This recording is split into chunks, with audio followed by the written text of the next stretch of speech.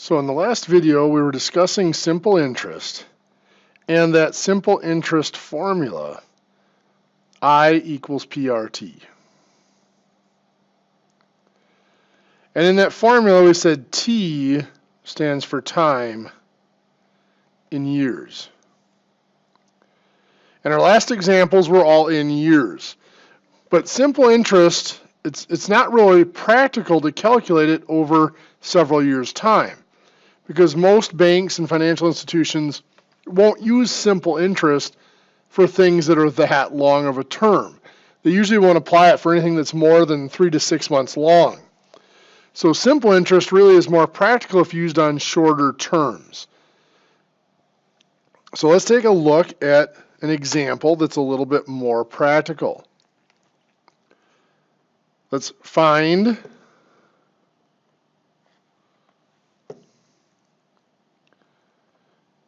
the simple interest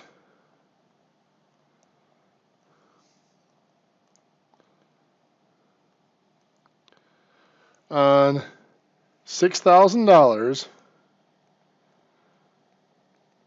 invested at 5.2% for 3 months.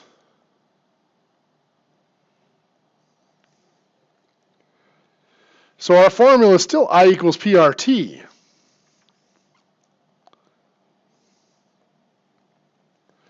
And we are still looking for the interest, I. Find the simple interest. That's what we're looking for. Our principal is the $6,000.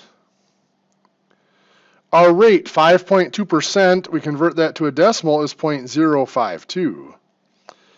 Our time is 3 months. Now remember, we said that time was always given in years.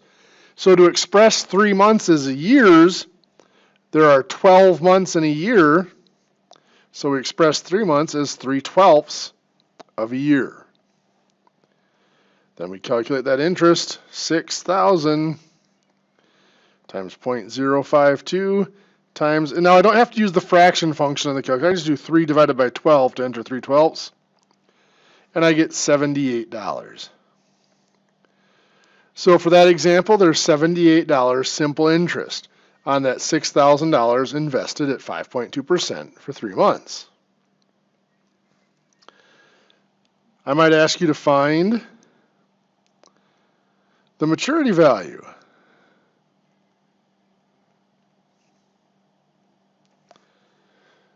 For $9,200 invested at 2.8% simple interest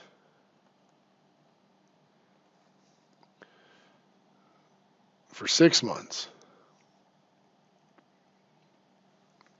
So once again, we are using I equals PRT.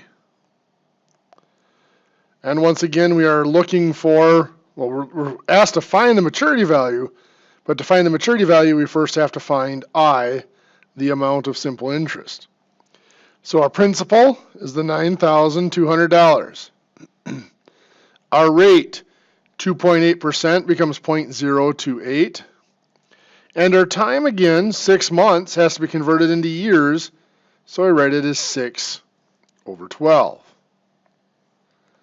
So 9,200 times 0.028. And again, for the fraction, we just multiply times 6 divided by 12. And we get $128.28. Sorry, $128.80 is our simple interest. To find the maturity value, we take our principal of $9,200 and we add that simple interest of $128.80, which will give us now a maturity value of $9,300.28. Sorry, $9,328.80 is the maturity value for that investment.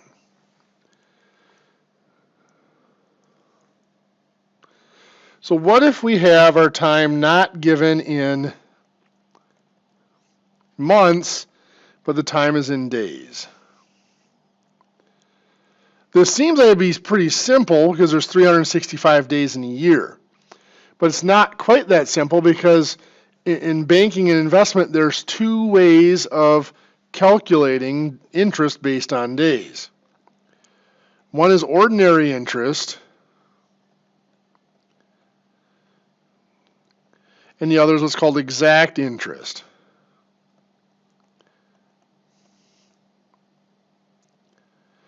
The exact interest is exactly what you would expect. It is your number of days over 365 days in a year to give you your time. Ordinary interest is a simplified version. It's a little bit strange, but it's actually more commonly used than exact interest. It's your number of days over 360. Why would they use that instead of the full 365 days in a year? Well, ordinary interest dates back to the times before computers and calculators when bankers actually had to sit down and calculate interest by hand. And so what they did was they just counted each month as 30 days, and they took it out of 360, so it was a much easier calculation. Well, now they don't treat the months as 30 days anymore. They treat the days as the exact number of days, but they still use that divided by 360 because it tends to produce more interest. So if it's a loan or something where they're earning the interest, it works out in their favor.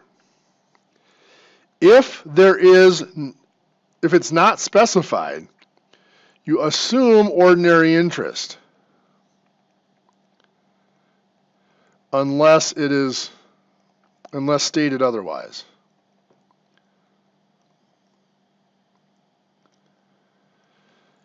So let's look at an example.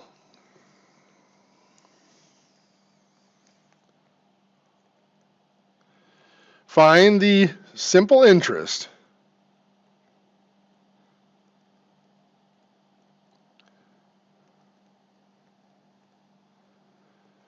for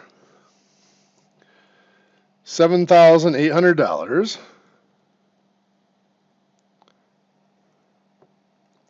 Doesn't matter whether it's an investment or a loan. I'm just going to do $7,800 at 3.7% ordinary interest.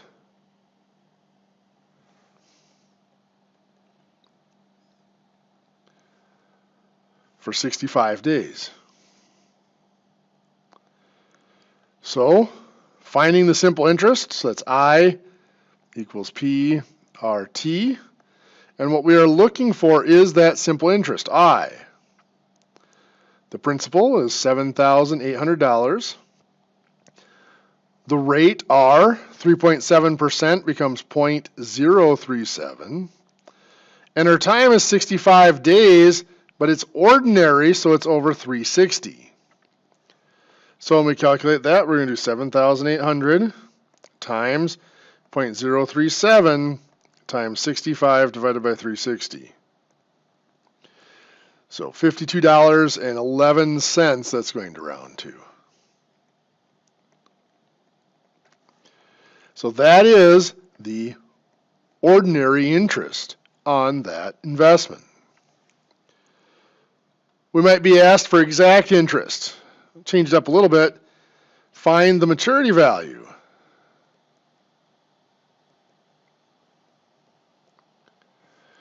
For $2,900. And we'll just say this is a loan. So borrowed at 4.2% interest.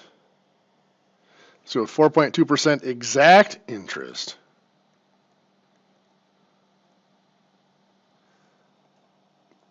For 100 days. So we're asked to find a maturity value, but again, the first step is to find that dollar amount of interest. So we're going to start with I equals PRT again. So we're going to find the interest. Principal was $2,900. Our rate, 4.2%, becomes 0.042. Our time of 100 days, since it's exact, it is over 365. Up here, because it was ordinary, it was over 360. So 2,900 times 0.042 times 100 divided by 365 is $33.37 in interest.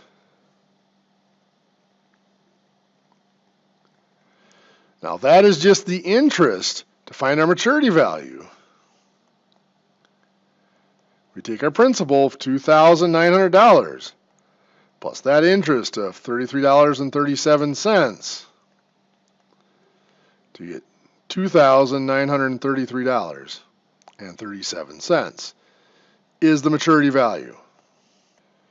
In some cases, though, we won't necessarily be given the number of days. We might be given start and stop dates for the beginning of the investment or loan and the end of the investment or loan. And recall the tool we used before was this chart that numbers the days of the year from 0 to 365. So we can use that to figure out the number of days in the term of an investment or a loan. So let's say we are asked to find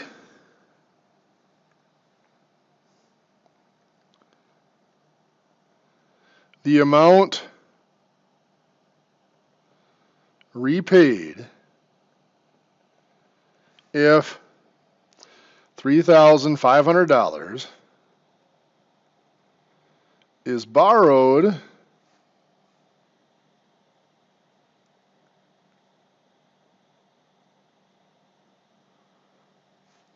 on March 8th at 7.6% exact interest,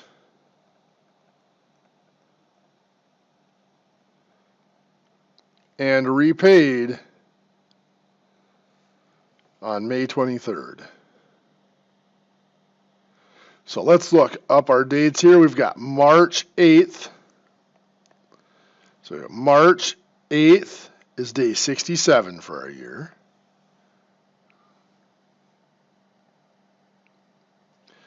And May 23rd, 23rd of May is day 143.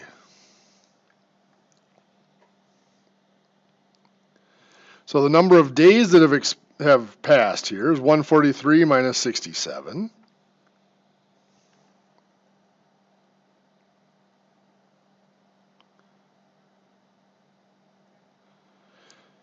So that looks to be 76 days is that term. So now we need to find the amount of interest. I equals PRT. The principal is $3,500. Our rate of 7.6% is 0.076. Our time is 76 days, and it is exact interest. So that's over 365. So 3,500 times 0.076 times 76 divided by 365 gives us $55.39 in interest. So to find our maturity value, take our principal, $3,500, and add the $55.39 in interest. To get a maturity value, $3,555.39. Let's do one more example. We might have, let's put Pat borrowed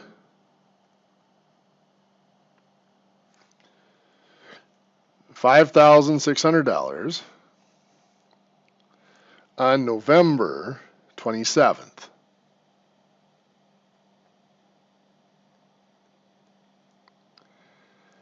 At 8.25% ordinary interest.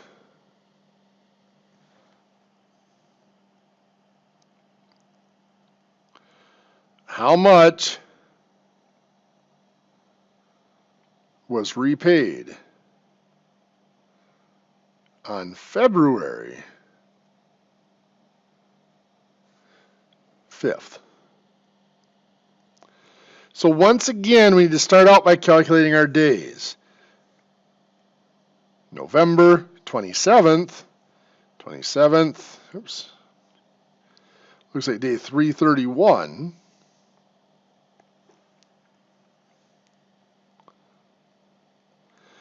February 5th,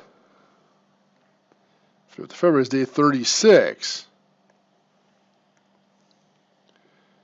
But this goes from 1 year into the next. So what we have to do is we have to find the number of days in the first year.